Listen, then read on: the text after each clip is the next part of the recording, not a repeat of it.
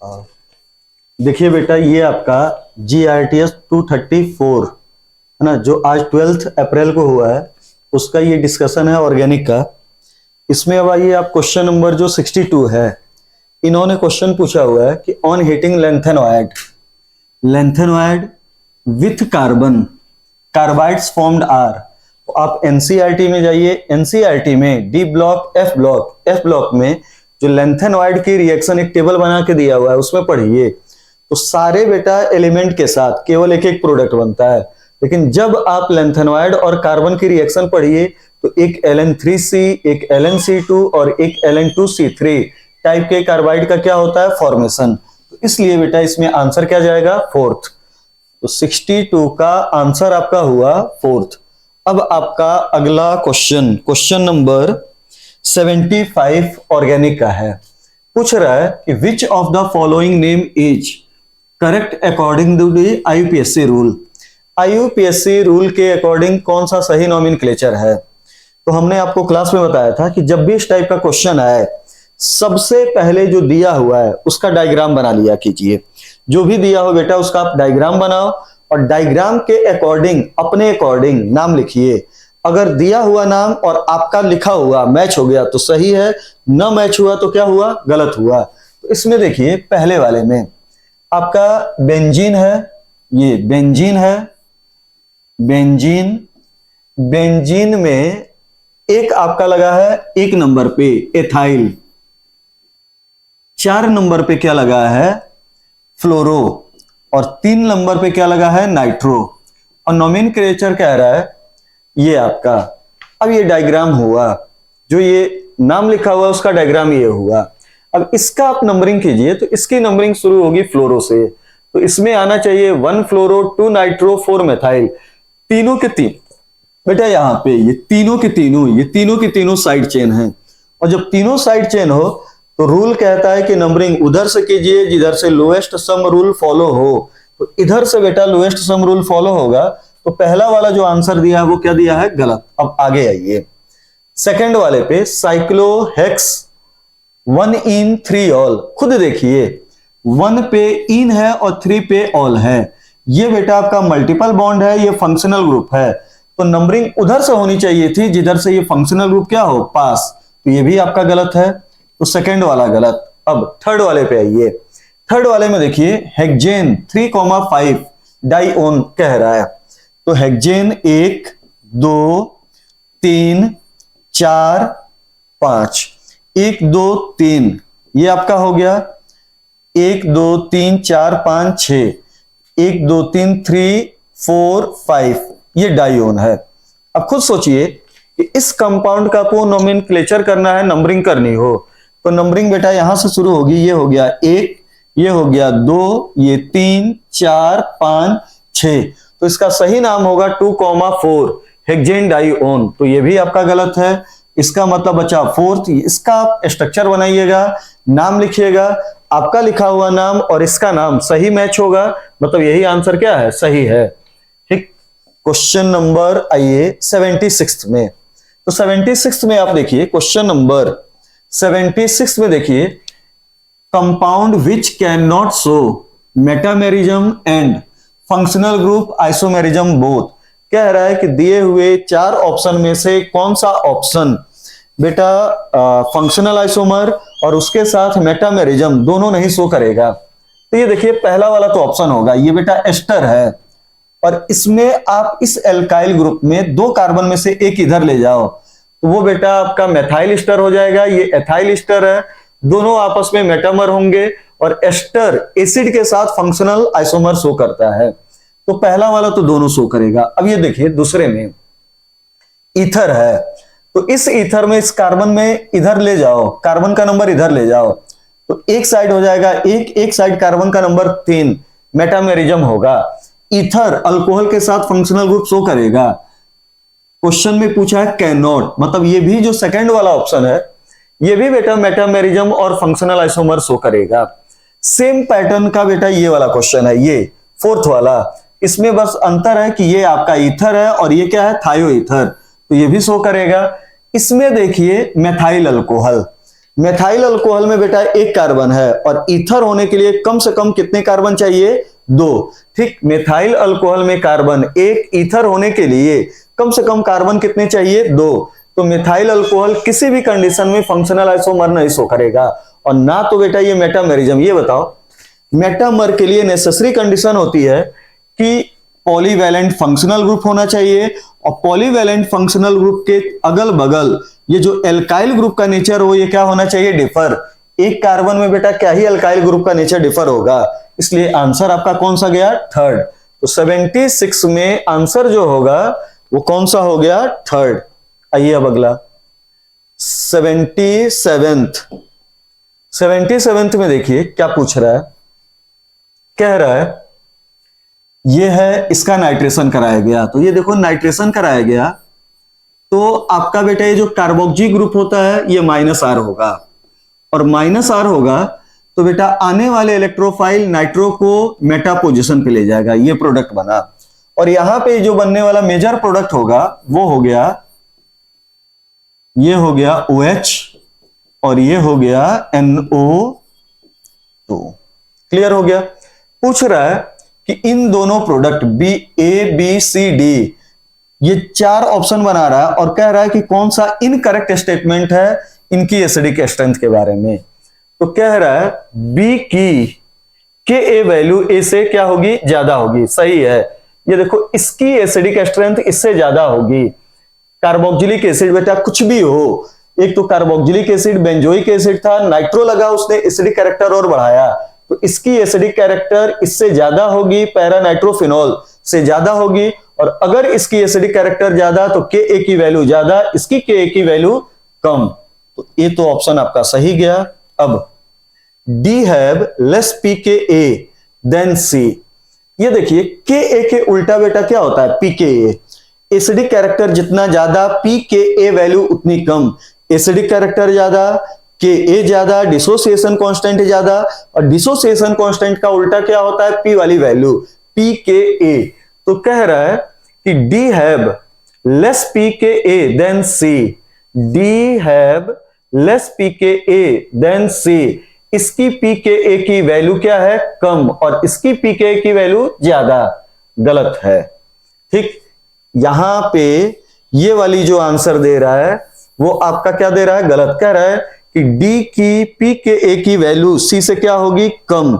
D की pKa की value जो होगी वो C से क्या होगी? कम। D have less pKa than C। D, अच्छा C से कह रहा है सर, ये D have less pKa than C। इसकी एसिडिक कैरेक्टर ज्यादा तो pKa की वैल्यू कम, तो आंसर ये भी हो गया। अब थर्ड वाला ऑप्शन देखिए, इसमें कह रहा है A more easily dissociated than D। बेटा इसका डिसोसिएशन ज्यादा, इसका डिसोसिएशन कम। एक का डिसोसिएशन क्या है? ज्यादा, और इसका डिसोसिएशन क्या है? कम। ये कह रहा है कि A का डिसोसिएशन ज्यादा होगा 77 में, A more easily dissociated than D। इसका डिसोसिएशन कम और इसका डिसोसिएशन क्या होगा? ज्यादा। अब ये देखो, ये है आपका बेंजोइक एसिड। ठीक, ए है आपका बेंजोइक एसिड और डी जो है ये है पैरा नाइट्रोफिनॉल। इसकी एसिडिक कैरेक्टर ज्यादा, इसकी एसिडिक कैरेक्टर कम, इसका डिसोसिएशन ज्यादा, इसका डिसोसिएशन कम। ये आसानी से डिसोसिएट होगा, ये मुश्किल से डिसोसिएट होगा। तो ये भी सही है, ये भी सही है, ये भी सही है, ये तीनों सही। अब आइए 77th में 4, C have less stable conjugate base than A। तो ये देखो, ये कह रहा है बेंजोइक एसिड, ये आपका है बेंजोइक एसिड, और A बेंजोइक एसिड और C जो है वो क्या है? फिनॉल। C जो है वो क्या है? फिनॉल है। इसका कंजुगेट बेस बनेगा, इसका कंजुगेट बेस बनेगा C double bond O minus, और इसका जो कंजुगेट बेस बनेगा वो हो गया फिनॉक्साइड। ये आपका हो गया फिनॉक्साइड आयन। ये इसमें रेजोनेंस नेगेटिव सिंगल डबल यहां से लेके ये रेजोनेंस हो रहा है यहां से, ये बेटा ये रेजोनेंस में जा रहा है, ये निगेटिव चार्ज ट्रांसफर हो रहा है, और इसमें रेजोनेंस ये है। अभी देखो इसमें रेजोनेंस सिमिलर एटम के बीच में है, और जब रेजोनेंस सिमिलर एटम के बीच में हो तो मोर इंपॉर्टेंट होता है, और यहां पे resonance different atom oxygen carbon के बीच में है, तो यहां पे जो रेजोनेंस होगा वो लेस इंपॉर्टेंट होगा। तो यहां पे कह रहा है कि C have less stable conjugate base than A. इसमें तो आंसर बेटा ये भी हो गया। तो कहीं पे कोई भी सही ऑप्शन क्वेश्चन नंबर 77 में कोई भी सही ऑप्शन मैच नहीं हो रहा है। आगे आइए 78 में, क्वेश्चन नंबर 78 में आइए, कह रहा है कि benzene show following electrophilic substitution reaction. Benzene electrophilic substitution reaction show कर रहा है, ठीक। फिर पूछ रहा है कि in which reaction benzene electrophilic substitution reaction show कर रहा है। और फिर एग्जामिनर पूछ रहा है कि in which reaction product benzene ring will be activated towards attack of electrophile. Benzene electrophilic substitution reaction show कर रहा है।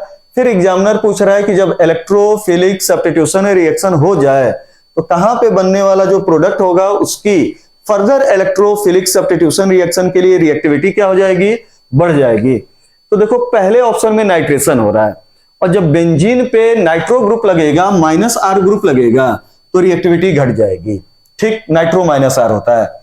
एसाइलेशन में ये बेटा जुड़ता है, और ये वाला जो ग्रुप होता है ये भी क्या होता है, -R, रिएक्टिविटी को क्या कर देगा, घटा देगा। क्लोरीनेशन में क्लोरीन जुड़ेगा, ये भी क्या होता है, -R, रिएक्टिविटी को घटा देगा। लेकिन फ्रीडल क्राफ्ट एल्काइलेशन में एल्काइल ग्रुप जुड़ेगा, और alkyl group positive hyper conjugation effect के कारण, alkyl group positive hyper conjugation effect के कारण रिएक्टिविटी को क्या कर देगा, बढ़ा देगा। तो 78 का सही आंसर जो जाएगा वो कौन सा हो गया, 4th। आगे आइए क्वेश्चन नंबर 79। देखिए क्या है, पूछ रहा है क्वेश्चन नंबर 75 में बेटा कि प्रोडक्ट बन रहा है, find the correct statement regarding the both reaction. पहला देखो रिएक्शन क्या है, phenol chloroform alcoholic KOH product. ये जो बनने वाला प्रोडक्ट होता है, रिएक्शन का नाम हुआ रिमन-टिमन, और बनने वाला जो प्रोडक्ट होता है वो सैलिसिल्डिहाइड, ये आपका बनेगा सैलिसिल्डिहाइड। दूसरे में देखिए एनिलीन है, मतलब कोई भी प्राइमरी एमीन, और ये क्लोरोफॉर्म प्लस अल्कोहलिक KOH है, तो यहां पे एक बैड स्मेलिंग कंपाउंड बेटा बनेगा, और जो बैड स्मेलिंग कंपाउंड होगा वो आइसो क्या होगा, नाइट्राइल होगा। अब कह रहा है कि कौन सा स्टेटमेंट सही है, both reactions are electrophilic substitution, गलत। ये वाला तो इलेक्ट्रोफिलिक सब्स्टिट्यूशन होगा, ये ESR इलेक्ट्रोफिलिक सब्स्टिट्यूशन होगा, लेकिन दूसरा वाला सिंपल एक रिएक्शन होता है, इलेक्ट्रोफिलिक सब्स्टिट्यूशन नहीं होगा। दूसरे ऑप्शन में कह रहा है बोथ रिएक्शंस आर रीमन-टिमन, गलत है। ऊपर वाली रीमन-टिमन है, नीचे वाली रीमन-टिमन रिएक्शन नहीं है। तीसरा देखिए option, both reaction involve formation of dichlorobenzene, ये आपका सही है। डाइक्लोरोबेंजीन नामक डाइक्लोरोबेंजीन कह रहे हैं, डाइक्लोरोकार्बिन। जाके नोट्स देखिए, नोट्स में बेटा ये डाइक्लोरोकार्बिन देखिए, जो कि एक ये आपका डाइक्लोरोकार्बिन इलेक्ट्रोफाइल होता है। तो आपका बेटा रीमन-टिमन रिएक्शन हो या नीचे वाली रिएक्शन हो, दोनों के मैकेनिज्म के पहले स्टेप में एक इलेक्ट्रोफाइल, इंटरमीडिएट नहीं होता है, एक इलेक्ट्रोफाइल जनरेट होता है जिसका नाम क्या होता है, डाइक्लोरोकार्बिन। अगला ये etch product of both reaction has 2 different functional group, गलत बात है। इसमें बेटा 2 फंक्शनल ग्रुप होंगे, जबकि इसमें फंक्शनल ग्रुप कितना है, 1। तो इसका सही आंसर जो जाएगा 79 का वो कौन सा हो गया, 3rd। आइए अगले क्वेश्चन पे, क्वेश्चन नंबर आपका 80, और 80 में देखिए क्वेश्चन नंबर में क्या पूछ रहा है, कह रहा है कि consider the following reaction, which of the following product, question number 80, consider the following reactions, which of the following product major products of tautomerism. तो देखिए टाउटोमेरिज्म होने के लिए नेसेसरी कंडीशन है टाउटोमर्स बनने के लिए नेसेसरी कंडीशन होता है, हालांकि ये आएगा क्वेश्चन नहीं। अब आपके एनसीईआरटी में कहीं भी टाउटोमेरिज्म की मैकेनिज्म का कोई क्वेश्चन नहीं है, लेकिन फिर भी सुन लीजिए, क्लास में हमने बताया भी होगा। टाउटोमेरिज्म होने के लिए किसी भी कंपाउंड में एक स्ट्रॉन्ग इलेक्ट्रॉन विथड्रॉइंग ग्रुप होना चाहिए। टाउटोमेरिज्म होने के लिए कंपाउंड के अंदर स्ट्रॉन्ग इलेक्ट्रॉन विथड्रॉइंग ग्रुप मतलब माइनस ग्रुप होना चाहिए, और उस ग्रुप के बगल वाला position carbon alpha carbon saturated होना चाहिए, और उसके पास मिनिमम कितने हाइड्रोजन होने चाहिए, एक स्ट्रॉन्ग इलेक्ट्रॉन विथड्रॉइंग ग्रुप होना चाहिए। ठीक, उसके बगल वाला पोजीशन अल्फा पोजीशन सैचुरेटेड होना चाहिए, और उस सैचुरेटेड पोजीशन के पास मिनिमम कितने हाइड्रोजन होने चाहिए, एक। आइए प्रोडक्ट बनाइए, चेक कीजिए। देखिए इसको देखिए, गेटरमैन कोच बनेगा बेंजल्डिहाइड, बेंजल्डिहाइड। ये देखिए फंक्शनल ग्रुप, बगल वाला कार्बन अनसैचुरेटेड, किसी भी पोजीशन में टाउटोमेरिज्म नहीं शो करेगा। सोडियम डाइक्रोमेट और मीडियम क्या है, एसिडिक, तो ये बेटा बना benzoic acid, benzoic acid, benzoic acid किसी भी कंडीशन में टाउटोमेरिज्म नहीं शो करेगा। ये देखिए, ये आपका जो है ये आपका है 1 2 3, और यहां पे इन्होंने दिया है वेपर हाई टेम्परेचर की प्रेजेंस में नाइट्रेशन। ठीक, तो वेपर फेज नाइट्रेशन हो रहा है, तो यहां पे आपका बेटा नाइट्रो एल्केन बनेगा, एक बनेगा 2 कार्बन का और एक बनेगा 3 कार्बन का, तो ये भी नहीं होगा।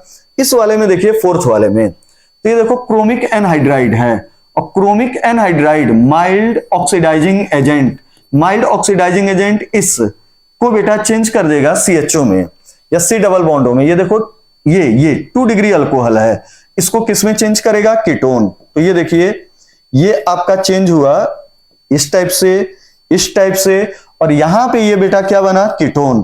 तो देखो कीटोन रिंग डीएक्टिवेटिंग ग्रुप हुआ, यहां पे नहीं, इस वाले कार्बन को देखिए, अल्फा कार्बन को देखिए, सैचुरेटेड है और इसके पास मिनिमम कितने हाइड्रोजन है, एक, तो ये वाला बेटा टाउटोमेरिज्म शो करेगा।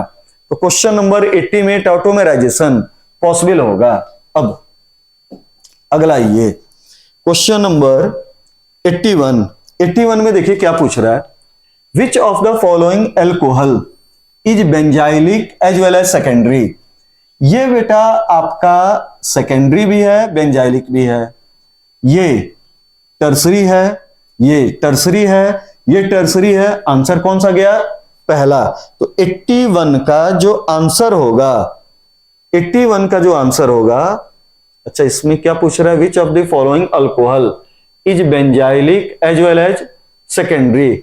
ये आपका CHOH इस पे जुड़ा हुआ है, ठीक, यहां पे बेंजीन है, और ये आपका है ये जो आपका कंपाउंड है, ये कंपाउंड है, ये होता है बेंजाइलिक अल्कोहल CH2OH। तो ये आपका होगा बेंजाइलिक अल्कोहल। तो ये देखो यहां पे है बेंजीन CH2OH, ठीक, फिर ये भी है आपका CH3 CH2OH, और ये भी 2 डिग्री हो रहा है। तो 81 में पहला वाला जो है वो भी है आपका बेंजाइलिक और 2 डिग्री, और यहां पे जो है तीसरा वाला ये भी है आपका बेंजाइलिक और 2 डिग्री। तो एक बार इसको कंफर्म कर लीजिएगा कि क्या आ रहा है, कैसे आ रहा है। अगला देखिए क्वेश्चन नंबर 82 में देखिए क्या पूछ रहा है, which of the following reaction have incorrect intermediate. तो देखो ये टोल्विन है, टोल्विन की reaction chromyl chloride carbon disulphide, intermediate hydrolysis हुई बेंजल्डिहाइड, सही है।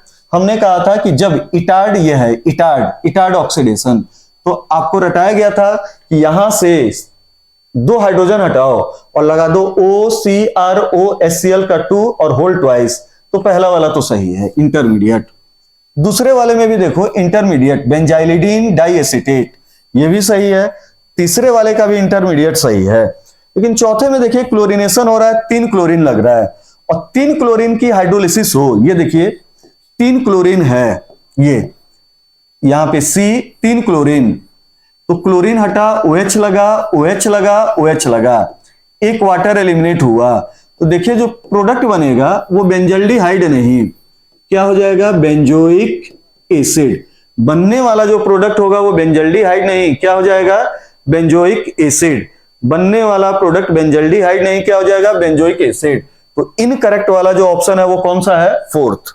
आगे आइए, क्वेश्चन नंबर 83 में आइए। तो क्वेश्चन नंबर 83 में एक टाइप की मैचिंग है, ठीक। अब देखिए इसमें कह रहा है हेक्सेन 1 ऑल, मतलब 1 डिग्री अल्कोहल है, एल्डिहाइड बनाना है।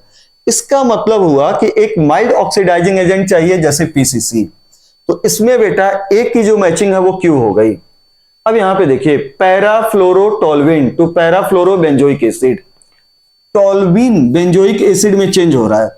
तो हमने आपसे बताया होगा, नोट्स में जाके देखिए, एनसीईआरटी में देखिए, हमने आपसे कहा था कि अगर बेंजीन रिंग के ऊपर एल्काइल ग्रुप लगा हो और उस एल्काइल ग्रुप में जो अल्फा कार्बन है उसके पास मिनिमम एक भी अल्फा हाइड्रोजन है, एल्काइल ग्रुप में कार्बन का नंबर बेटा कितना भी हो, मिनिमम एक अल्फा हाइड्रोजन हो, तो उसका oxidation strong oxidizing agent acidic KMnO4 वगैरह के साथ करा दो तो 100% बेंजोइक एसिड का क्या हो जाएगा, फॉर्मेशन। तो इसका जो सही मैचिंग होगा वो कौन सा हो गया, एस। अब अगला देखिए, इथेन नाइट्राइल CN और यह इथेनल नाइट्राइल बेंजल्डिहाइड। तो बेटा नाइट्राइल को बेंजल्डिहाइड में चेंज करना हो तो 2 रिएजेंट हमने बताया था, एक स्टीफंस वाला स्टेनस क्लोराइड प्लस HCl और दूसरा बेटा सेलेक्टिव वाला रिडक्शन वाला डिबाल H। तो देखिए इसकी मैचिंग जो हो गई वो किसके साथ हो गई, डिबाल। तो वो ऑप्शन चूज कीजिए जिसमें A के साथ Q लगा हो और D के साथ क्या लगा हो, S। ऐसा ऑप्शन चूज कीजिए जिसमें A के साथ क्या लगा हो, A के साथ क्या लगा हो, Q, और D के साथ क्या लगा हो, R। ऐसा ऑप्शन चूज कीजिए जिसमें A का Q हो और D का क्या हो, R। तो सही आंसर कौन सा गया, सेकंड। अगले पे आइए, क्वेश्चन नंबर 84 में देखिए, question number 84, which of the following reactions of carboxylic acid have not involve of carbon oxygen bond cleavage. कह रहा है कि इन चार ऑप्शन में से किस ऑप्शन में कार्बन ऑक्सीजन बॉन्ड का क्लीवेज नहीं होगा। तो ये देखिए पहले वाले में इस कंपाउंड को हिट कर रहा है फास्फोरस पेंटाऑक्साइड, है ना। ये रिएक्शन बेटा सिलेबस में नहीं है, लेकिन होता क्या है कि जब कार्बोक्सिलिक एसिड मोनोकार्बोक्सिलिक एसिड को बेटा फास्फोरस पेंटाऑक्साइड के साथ हिट करोगे तो ये देखो इसका डीकार्बोक्सिलेशन होगा, और डीकार्बोक्सिलेशन होगा तो खुद सोचो कार्बन कार्बन या कार्बन ऑक्सीजन बॉन्ड टूटेगा। यहां पे बेटा इसकी रिएक्शन इसके साथ हो रही है, एसिड अल्कोहल, तो ये बेटा हुआ एस्टरिफिकेशन, और एस्टरिफिकेशन में इसका निकलेगा OH, तो कार्बन ऑक्सीजन बॉन्ड टूटेगा। यहां पे देखिए थायोनिल क्लोराइड प्लस ये OH हटेगा, Cl लगाएगा, तो OH हटा तो ये बॉन्ड टूटा। लेकिन बेटा ये कार्बोक्सिलिक एसिड है, ये सोडियम बाइकार्बोनेट है, स्ट्रॉन्ग एसिड इस सॉल्ट से कार्बन डाइऑक्साइड नामक वीक एसिड को बाहर निकालेगा। तो इस कंपाउंड में कुछ भी नहीं हो रहा है, जो हो रहा है इसमें हो रहा है, मतलब इसमें किसी भी टाइप के बॉन्ड का क्लीवेज नहीं हो रहा है। तो आंसर कौन सा गया, फोर्थ। आगे आइए, क्वेश्चन नंबर 85 में आप देखिए क्या कह रहा है। तो कह रहा है कंसिडर द फॉलोइंग रिएक्शन, और पूछ रहा है कि किसका किसका प्रोडक्ट एरोमेटिक होगा। तो ये देखो डबल बॉन्ड पे ब्रोमीन जोड़ देना है, कार्बन टेट्राक्लोराइड, तो ये प्रोडक्ट जो होगा इसमें बेंजीन इंटैक्ट रहेगा, बेंजीन रहेगा, ये हुआ एरोमेटिक। क्लियर हुआ, बेंजीन क्लोरीन एक्सेस, और ये देखिए जिसको पकड़िए एनहाइड्रस एल्युमिनियम क्लोराइड डार्क, तो इसका जो प्रोडक्ट होगा वो ऐसे कुछ होगा। ये तो रहेगा रिंग, हर जगह पे क्लोरीन लग जाता है, हर जगह पे क्लोरीन लगेगा, तो बेटा ये रिंग है, मतलब एरोमेटिसिटी है, तो ये भी एरोमेटिक। सी वाले में आइए और देखिए, तो सी वाले में बेटा ये देखो, और क्लोरीन एक्सेस है और अल्ट्रा वायलेट लाइट है, तो इसका जो होता है प्रोडक्ट फ्री रेडिकल एडिशन होगा। इसमें ये रिंग टूट जाता है, मतलब डबल बॉन्ड टूट जाता है और हर जगह पे लगता है क्लोरीन, तो यहां पे जब बेटा रिंग ब्रेक डाउन हो गया, ये होता है इलेक्ट्रोफिलिक एडिशन रिएक्शन। जब ये बेटा टूट गया तो यहाँ पे एरोमेटिसिटी क्या हो गई, डिजेनरेट हो गई। तो सी तो आंसर नहीं होगा, मतलब ये एरोमेटिक नहीं होगा। डी में ये देखिए ओजोनोलिसिस, बेटा ये ग्लाइऑक्जल, इसमें भी रिंग आपका टूट जाएगा और इसमें बेटा बेंजोइक एसिड बनेगा, इसमें रिंग रहेगा। तो जो एरोमेटिक होगा वो ए होगा, बी होगा, ई होगा, मतलब आंसर कौन सा जाएगा, सेकंड। आगे आइए, अगले क्वेश्चन में देखिए, तो क्वेश्चन नंबर है आपका 96। क्वेश्चन नंबर 96 है। देखिए 96 में क्या कह रहा है, find false statement regarding conformation. बेटा कंफर्मेशन मतलब रोटेशनल आइसोमर, मतलब रोटामर, मतलब 3 टाइप, इनफाइनाइट टाइप, मेनली कितने टाइप, 3। एक का नाम स्टेगर्ड, एक का नाम एक्लिप्स, एक का नाम स्क्यू या गाउच, यही होता है। तो पढ़िए, spatial arrangement of atom in space, क्या पूछ रहा है, फॉल्स स्टेटमेंट। कह रहा है कि spatial arrangement of atoms in space which can be convert into one another by rotation around carbon carbon single bond are called rotamer। ठीक, बात सही है बेटा। आपका रोटेशनल आइसोमर, कन्फर्मेशन है ना, जो भी होता है ये उस ऑर्गेनिक कंपाउंड में होता है जो सैचुरेटेड होता है, और सैचुरेटेड होगा तो कार्बन कार्बन के बीच में सिंगल बॉन्ड होगा, सिंगल बॉन्ड होगा तो फ्री रोटेशन होगा, और फ्री रोटेशन के कारण एटम की स्पेस में अरेंजमेंट अलग होगी। तो बेटा बनने वाले का नाम क्या होगा, कन्फर्मेशन। रोटेशन के कारण हो रहा है तो दूसरा नाम क्या होता है, रोटेशनल आइसोमर। तो पहला वाला स्टेटमेंट सही है। ठीक, इसमें दूसरा दे रहा है, अच्छा, rotation around carbon carbon single bond is completely free, it have zero energy barrier. ये बात गलत है बेटा, कुछ ना कुछ एनर्जी बैरियर होगा। और हमने आपको बताया था कि एक स्टेगर्ड एक्लिप्स में एक फॉर्म दूसरे फॉर्म में इंटर कन्वर्ट होता है, लेकिन वहां पे एनर्जी बैरियर जो होता है वो कितना होता है, 12.5 किलो जूल, और यहां पे कितना दे रहा है, 0। तो ये गलत स्टेटमेंट है, मतलब यही सही आंसर है। ठीक, ये आंसर सही होगा, ये आंसर सही होगा। इन दो में शायद दिया हुआ है, एक होता है बेटा स्टेगर्ड, एक क्या होता है, एक्लिप्स, है ना। स्टेगर्ड मोर स्टेबल होता है, eclipse highly unstable. Eclipse highly unstable होता है, अगर सिमिलर वैलेंसीज ओवरलैप की तो दूरी कम, रिपल्सन ज्यादा, हाईली अनस्टेबल जिसका नाम क्या होगा, एक्लिप्स। और अगर सिमिलर वैलेंसीज मैक्सिमम दूरी पे तो बेटा आपका ओवरलैप नहीं होगा, सिमिलर ग्रुप मैक्सिमम दूरी पे होंगी, रिपल्सन कम होगा, स्टेबिलिटी क्या होगी, ज्यादा। तो यहां पे ये हो गया। ठीक, और स्टेगर्ड और एक्लिप्स के बीच में कोई भी बेटा बने तो उसका नाम क्या होता है, या तो स्क्यू या क्या नाम होता है, गाउच। तो यहां पे आपका सेकंड। याद रखिएगा, इथेन के इनफाइनाइट कन्फर्मर होते हैं जिसके 2 मेन फॉर्म होते हैं, एक का नाम स्टेगर्ड, एक का नाम eclipse. Staggered S for staggered, S for highly stable, ठीक, ई फॉर एक्लिप्स तो वो हाईली अनस्टेबल। और इन दोनों के बीच में जो भी बनता है उसका नाम क्या होता है, स्क्यू या गाउच। किसी भी 2 कन्फर्मर के बीच में एनर्जी बैरियर होता है 12.5 किलो जूल पर मोल, और ये एनर्जी बैरियर बहुत कम होता है जिसके कारण एक फॉर्म दूसरे फॉर्म में लगातार इंटर क्या होता है, कन्वर्ट होता है। और यहां पे 0 दिया हुआ है, इसलिए आंसर नहीं होगा। अगला ये 97 में देखिए क्या कह रहा है, aldol condensation simple as well as cross product of the following can not show geometrical isomerism. ठीक, तो इसमें बेटा आपका सबको मिलाना है और ज्योमेट्रिकल आइसोमर बना, मतलब प्रोडक्ट बनाना है, और फिर बताना है कि किसका जो प्रोडक्ट होगा वो ज्योमेट्रिकल आइसोमर नहीं शो करेगा। तो इसमें किसका प्रोडक्ट ज्योमेट्रिकल आइसोमर नहीं शो करेगा, थर्ड वाले का। ये देख लीजिएगा बना के कि क्या होगा, कैसे होगा। आइए क्वेश्चन नंबर 97 के बाद 98, और देखिए क्वेश्चन में क्या पूछ रहा है, in which reaction product is less basic in nature than reactant. Product की बेसिसिटी कम, तो इसका प्रोडक्ट होगा CH3 CH2 NH2। इसकी बेसिसिटी ज्यादा होगी, मोर बेसिक होगा।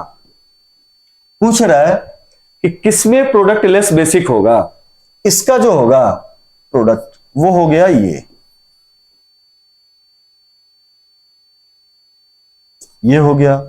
इस वाले का प्रोडक्ट यहां पे दिया है क्लोरोफॉर्म CH3, नहीं CH3Cl, तो इसका जो प्रोडक्ट होगा वो ये हो गया CH3NH CH3, ठीक। और इसका जो प्रोडक्ट होगा वो ये हो गया